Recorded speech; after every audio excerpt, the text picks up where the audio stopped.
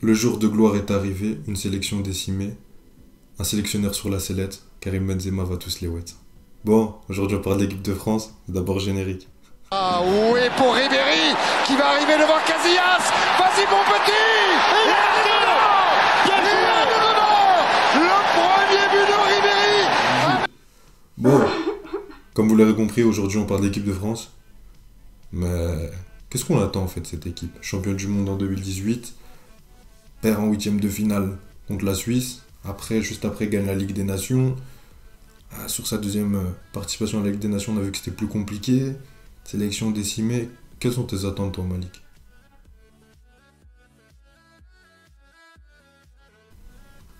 Comme vous l'avez vu dans le... Bon, j'ai pas mis pour la Belgique parce qu'il était au sale. Allez, les bleus malgré tout. Hein. Comme on l'a dit dans l'autre vidéo T'as vendu. qu'on a fait l'autre jour, on est à Belgique. On a eu un gros passage à vide qu'on a dû se nourrir d'autres choses. Et on a beaucoup suivi l'équipe de France, téléfoot, tout ça. Bref, même Hazard en parlait.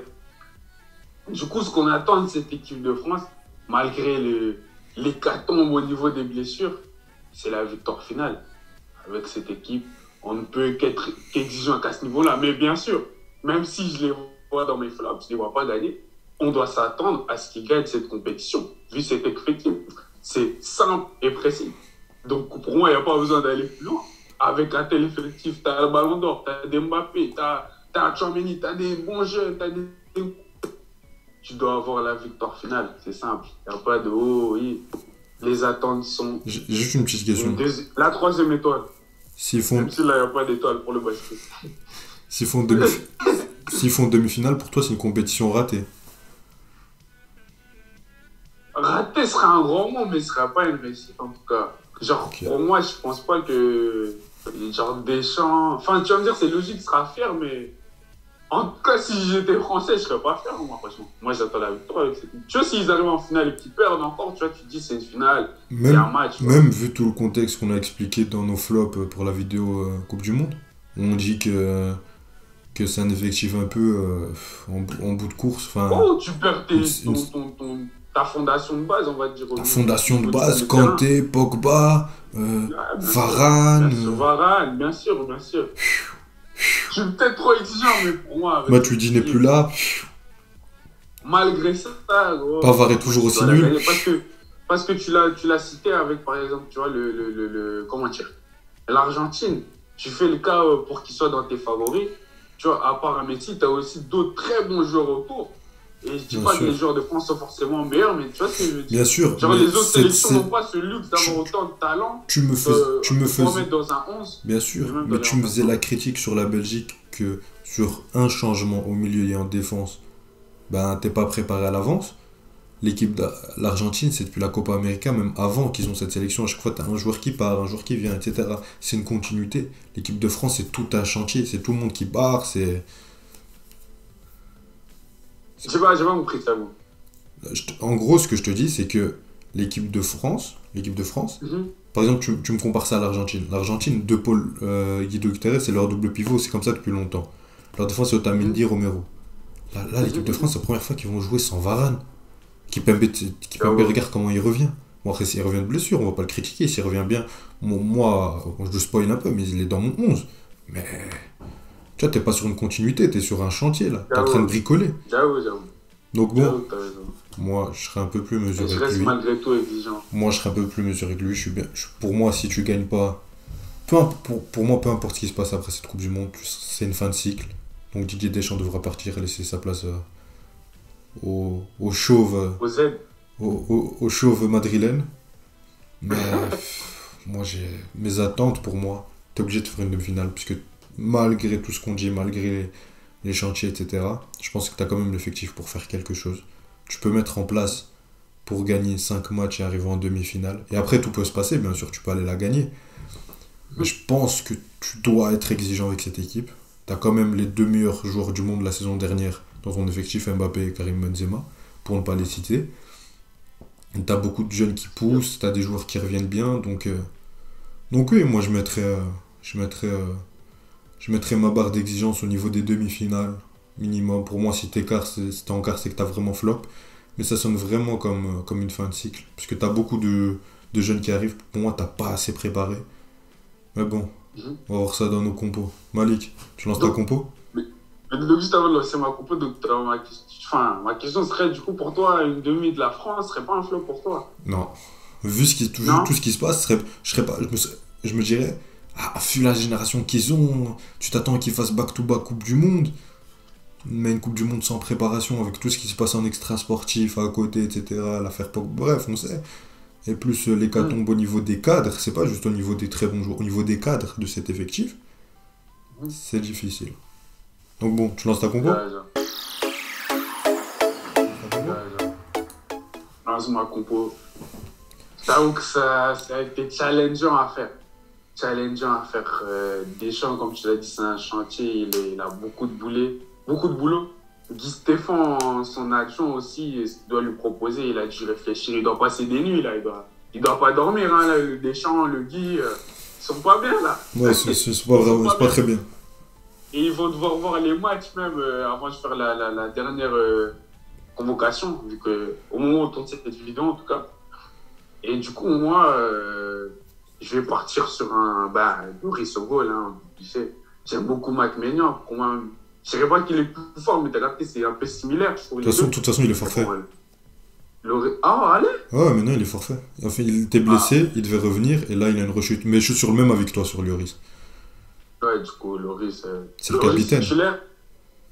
Maintenant, tu vois, sur les derniers matchs qu'ils ont fait, la France, ils jouaient dans un sort de 3-4-1-2, tu vois. 3-4-1-2, et même en juin, c'était un 4-3-3. Tu vois, déjà, il y a beaucoup de choses, même 4-2-3-1. Ouais. Pour moi, il doit partir sur un 4-4-2. On est d'accord. Il doit partir sur un 4-4-2. Et du coup, en back 3, j'ai commencé par Koundé. Hein. Koundé, j'aime bien Pavard, mais pour moi, Koundé est plus fort dans tous les aspects. Pourquoi tu dis Koundé? C'est Koundé. Koundé, pardon. Désolé de mal prononcer, mais pour moi, Koundé est plus fort dans tous les aspects que Pavard. Donc c'est lui qui devrait être mis à droite. Ah, tu le mets back droit, toi, carrément? Ouais, je le mets back droit. Ok, intéressant. En défense, maintenant, c'est là le problème, parce qu'il y a tellement d'incertitudes. Il y a des gens qui reviennent de blessures, qui ont pas joué pendant des mois, qui truquent. Et le seul, on va dire, depuis le début de saison qui est franchement, je trouve, correct et qui n'a pas eu vraiment de blessures, pour moi, c'est Upamecano. Il y a aussi Saliba, mais Saliba, tu vois, il n'a pas beaucoup de matchs Ah bon? titulaire et tout en équipe de France. Même s'il en a, mais pas autant, tu vois. Okay. Donc pour moi, je partirais sur Upamecano. Et à côté de lui aussi, j'ai énormément réfléchi, tu vois. Je me suis dit, Kipembe aussi s'est blessé et tout. Et même en équipe de France, ces derniers rappels, ils n'étaient pas si convaincants que ça, tu vois. Même si, on va dire, ça devait être lui la valeur sûre après. Sa dernière saison est mauvaise. Ouais. Et en plus, qui fait que moi, je suis parti sur un Lucas Hernandez. Même s'il était absent 1 mois et demi, je crois. Je me dis, les deux du Bayern. Et Hernandez, c'est un peu une valeur sûre. Je sais pas, j'ai confiance en ce monsieur. Bien sûr. Je pense que Deschamps aussi, il a vraiment confiance. Du coup, c'est une valeur sûre. Et du coup, je partirais sur Lucas Hernandez et Upamecano dans le match charnière central. À gauche, Ferland Mendy. Pour moi, je pense que c'est le meilleur combat gauche français. Hein. Pour moi, il est meilleur que Théo Hernandez. Hein. Théo Hernandez, il est genre grave fort, tu vois. Mais je trouve Ferland Mendy au-dessus. Même si des fois, il prend des risques inconsidérés, tu vois. Mais je trouve qu'il est quand même au-dessus, tu vois. Même dans son rapport, ses courses, je le trouve au-dessus. Quand tu as une objection par rapport à ça? Ouais, mais j'y reviendrai dans ma... Parce que pour le moment, on est plus ou moins corda, mais... Ok. Et du coup, comme je dis un 4-4-2, du coup, à droite, je partirais sur Kingsley Coman. Coman, parce qu'au début, j'hésitais avec Dembélé, tu vois. Okay. Mais je me suis dit, Dembélé, il va pas me faire autant de courses que Coman, ne fût-ce que défensivement. On connaît la Bundesliga, un championnat hyper intense, des allers-retours, des sprints à l'année. Et je sais que Coman, il sera capable de faire ses efforts. Et offensivement, je sais pas si... Je dirais qu'il est plus fort que Dembélé, mais je trouve qu'il peut me ramener autant, tu vois. Deux ambidresses, tu vois, des beaux pieds droits, beaux pieds gauche, une bonne technique. Et je trouve qu'il va m'apporter énormément le Kingsley. Dans le milieu, maintenant, ça, c'était grave compliqué. Hein. Je réfléchis, je crois, pendant 1 heure sur ça. Mais je me suis dit, Tchouaméni, je suis obligé de le mettre.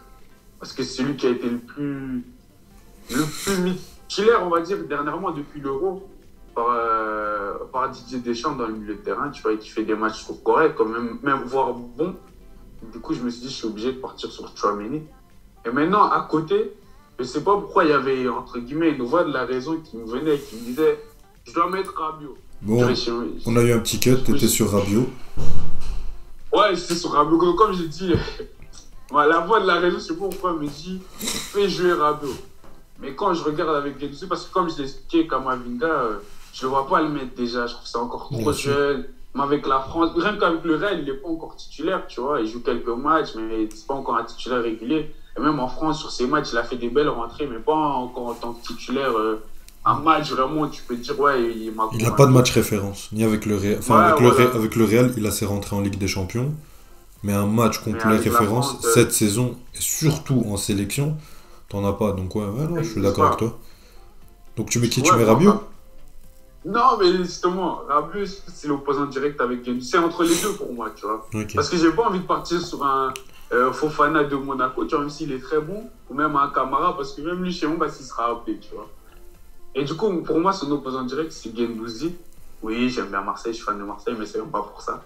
Donc voilà. Parce que je me suis dit, pourquoi la voix de la raison me dit Rabiot alors qu'en vrai, Rabiot, il est plus vieux, entre guillemets, mais est-ce qu'il a forcément plus d'expérience que Guendouzi en compétition internationale?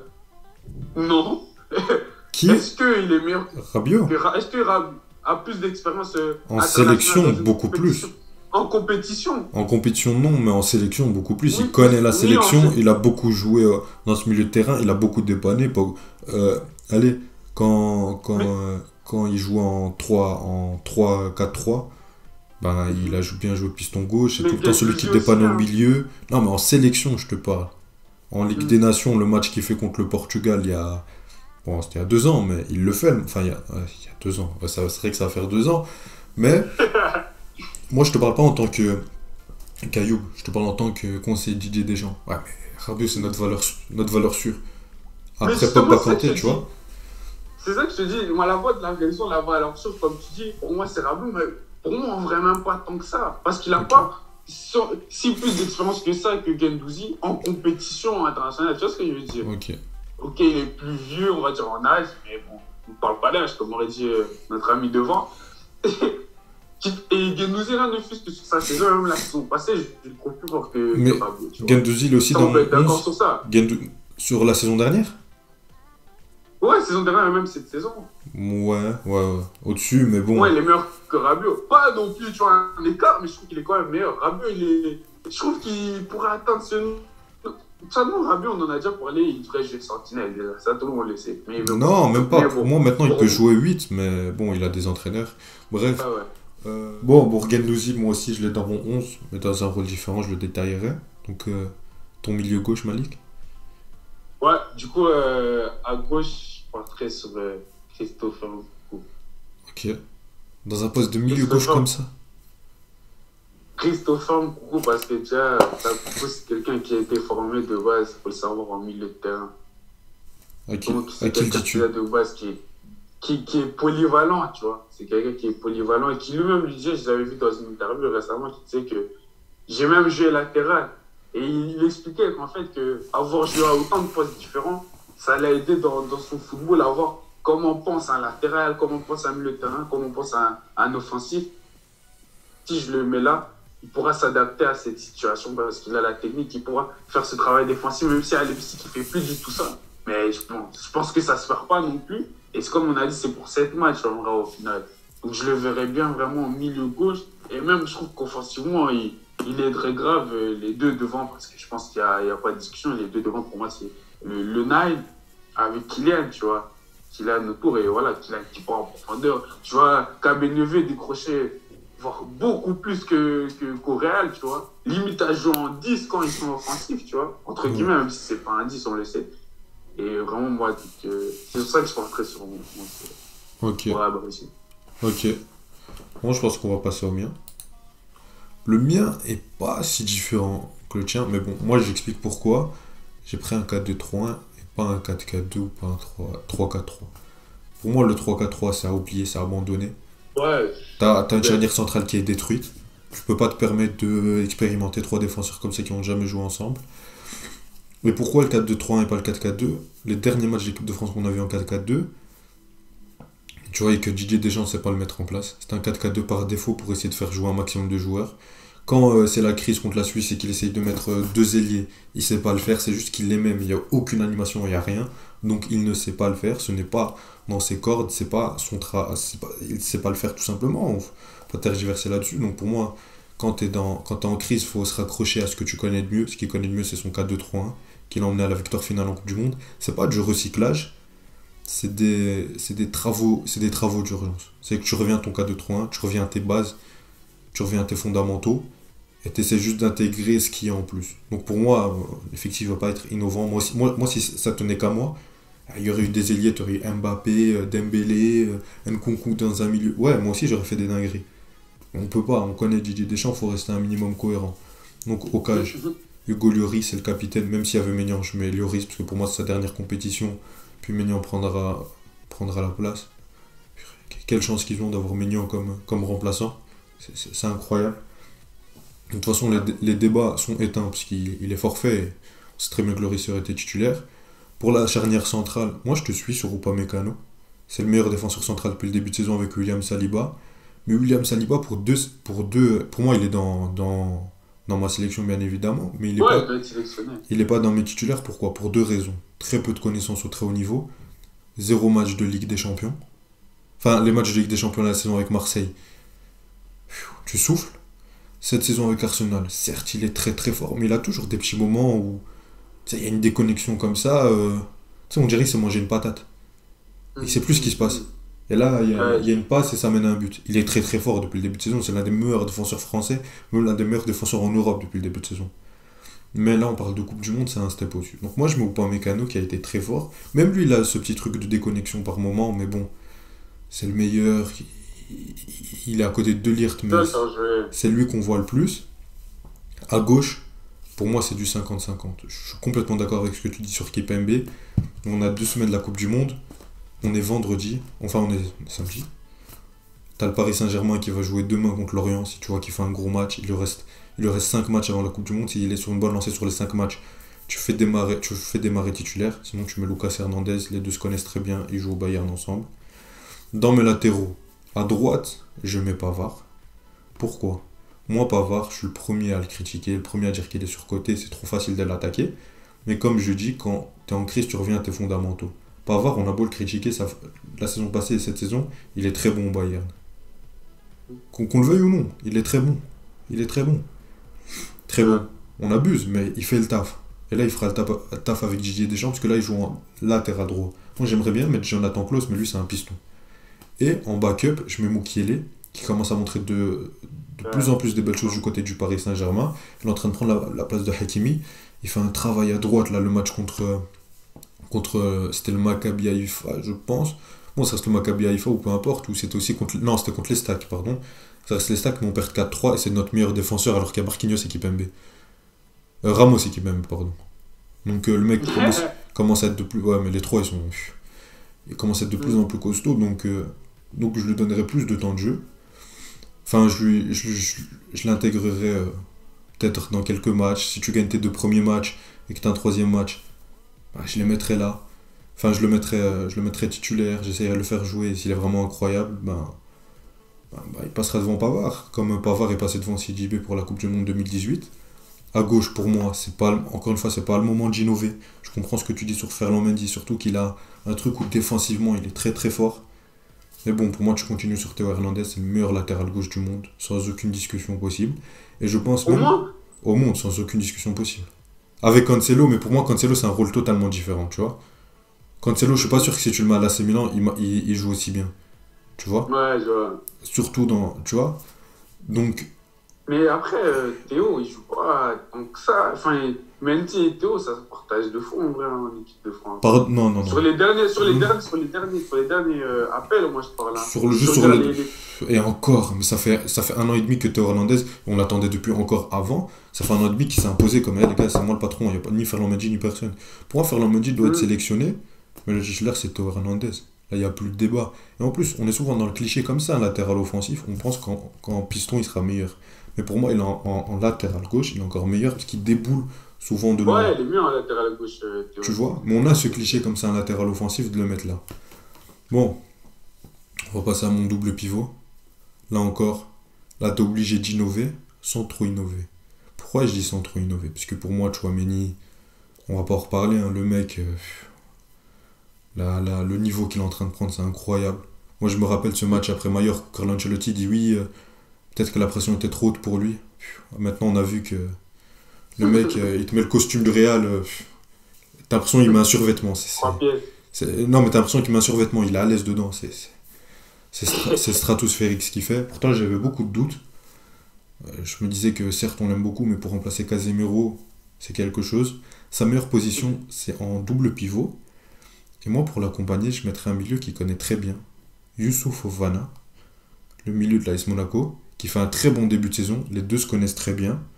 Ils ont joué ensemble 2 sélections pendant la Ligue des Nations. Pendant la Ligue des Nations, ils ont été très bons. Pour moi, ça a été le meilleur double pivot qu'on a vu en équipe de France. Alors, tu as testé Camara, tu as testé Guendouzi à cette place-là. Donc, pour moi, je vois pas d'autre solution. Peut-être Rabiot en backup. À droite, moi, dans un rôle un peu Matuidi 2018, je te mets Guendouzi. Parce que pour moi, Guendouzi dans un double pivot, en Marseille, oui. En équipe de France, j'ai un peu plus de mal, tu vois. Pour moi, là, il sera dans une position un peu comme... Marseille, c'est pas toujours ça qui joue en vrai. Ouais, à Marseille, il joue plus souvent dans le trio à 3. Il est entre le milieu et l'attaque. Donc pour moi, c'est le joueur parfait pour faire ça. Ça te permet de mettre Mbappé à gauche. Dans mon cas de 3, tu vois. Donc ça te permet d'avoir ce côté asymétrique où tu forces beaucoup sur Mbappé comme tu l'as fait. Là, tu auras encore besoin plus que jamais d'un grand Mbappé. Et là, tu mets Guendouzi. Pour moi c'est l'idée parfaite. Ça colle tellement bien. Beaucoup de fois, il a voulu forcer à mettre Tolisso là, mais ça passait pas. Ben, pour moi, c'est l'occasion jamais de le faire. Pour mon attaque en neuf Benzema et pour mon milieu offensif, je vais en surprendre beaucoup. Insultez-moi, j'en ai rien à faire. Moi, je mets Griezmann. Pourquoi? Parce que... C'est ça? Griezmann. Non, parce que regarde, tu sais très bien comment j'attaque le joueur toute l'année. Mais je veux pas me mentir à moi-même. Griezmann, quand il avait ses problèmes contractuels, etc. Bref, on va pas rentrer dans les détails. Il pouvait jouer que 29 minutes. Qu'est-ce que te dit Didier Deschamps? Ben, c'est bien, il joue que 29 minutes, il a une situation compliquée, mais il est très très bon pendant ces 29 minutes. Déjà là, tu savais qu'il allait le mettre titulaire. En plus, maintenant, il joue à chaque fois ses 90 minutes, il est titulaire, et à chaque fois, c'est le meilleur joueur de l'Atlético à la fin du match. Bon, c'est pas compliqué quand tu vois les performances, mais il fait vraiment un bon début de saison. Si ça tenait qu'à moi, je mettrais Nkunku, parce que je l'aime beaucoup. Et encore, même là, j'hésiterais. Parce que je pense que Griezmann, c'est sa dernière grande compétition. Il peut rendre beaucoup de services. C'est son entraîneur. Ils ont un lien incroyable. Et en plus, comme tu perds Pogba, la créativité au milieu de terrain, tu as besoin de ce Griezmann qui va faire ce travail. Et ils se connaissent. Ils ont joué entre eux avec Benzema et Mbappé. Tu as commencé à créer des liens. Tu dois te raccrocher à tes fondamentaux. Tu gardes ton meneur de jeu. Tu gardes ton leader technique. Surtout que ton autre leader technique, c'est Pogba. Des objections par rapport à ça. Ton leader technique, c'est Pogba. Et Griezmann, la température, tu peux pas en perdre 2 et le remplacer par un autre. C'est pas cohérent. J'y crois pas. J'aimerais bien, ça pourrait se faire avec un autre entraîneur, mais avec Didier Deschamps, moi qui est dans son staff, j'y crois pas. Donc voilà, si t'as des objections. Moi, ce serait juste par rapport à Mbappé. Mbappé, je sais pas si à gauche, comme ça, il arrivera à être encore performant à ce poste-là. Bah, je pense que oui, lui il veut tout le temps jouer ailier gauche. Je trouve. Ouais, oui, lui il veut jouer soit ailier gauche, soit deuxième numéro 9. Mais lui, moi, je trouve que c'est plus en deuxième numéro 9, surtout maintenant. Non. Parce que maintenant, il a un peu plus de mal à... Non, parce que le problème, c'est que tu veux le mettre à la base ailier gauche, mais comme tu es dans un système à 3 attaquants, vu qu'il y a Benzema, vu que tu peux plus... Tu voulais mettre Griezmann à droite, mais bon, Griezmann à droite, j'ai mal à mon football. Donc, c'est vrai. Donc, ce que tu fais, c'est que tu repasses à Griezmann en 10 et tu mets 2 attaquants. Sinon, à la base, le plan, c'était Kylian à gauche. Mais maintenant que tu as une solution avec Guendouzi pour le mettre en milieu droit façon Matuidi 2018, ben là, oui, tu peux te permettre de le mettre ailier gauche et de mettre Griezmann en 10. Pour moi, c'est la meilleure solution pour l'équipe de France. Tu te raccroches à tes fondamentaux, tu as un effectif pour partir à la guerre. Tu as des remplaçants, tu as Ferland Mendy, tu as Kipembe, Lucas Hernandez, tu as William Saliba, tu as Jules Koundé, tu as Nordi Mukiele, tu as possiblement un effectif à 26. Au milieu de terrain, tu as quand même Kamavinga, tu as quand même Rabiot, tu peux toujours avoir des surprises. T'as Nkunku, t'as Coman, même si Coman sur le début de saison, je suis fébrile. Enfin, je reste assez sceptique, pardon, pas Pas fébrile. mal. T'as quand même Dembélé qui revient bien. On a beau dire ce qu'on veut, t'as de quoi faire. Et t'as de quoi, pour moi, aller chercher une demi-finale. Et pourquoi pas Victoire finale. pourquoi pas arriver à la victoire finale, on sait pas. Bon, on a été complet encore une fois. On va vous afficher nos deux 11. Encore une fois, dites-nous en commentaire votre 11 et surtout lequel vous avez préféré. On vous donne Ce rendez-vous. sera le mien. On va dormir. On vous donne rendez-vous la semaine prochaine.